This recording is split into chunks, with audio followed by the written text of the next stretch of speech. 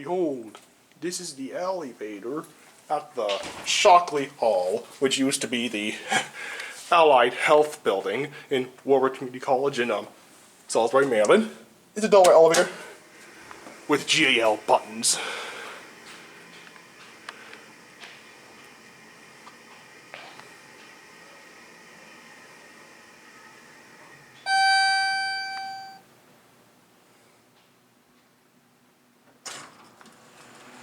And it's big too, yeah?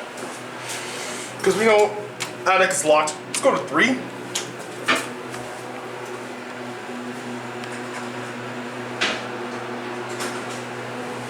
This isn't a motor. Loud motor.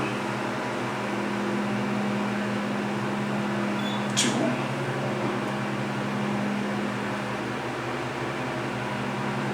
And 3.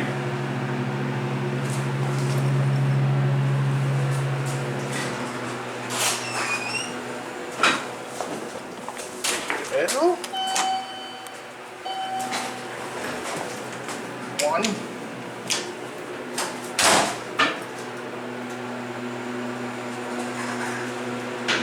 Get a can view.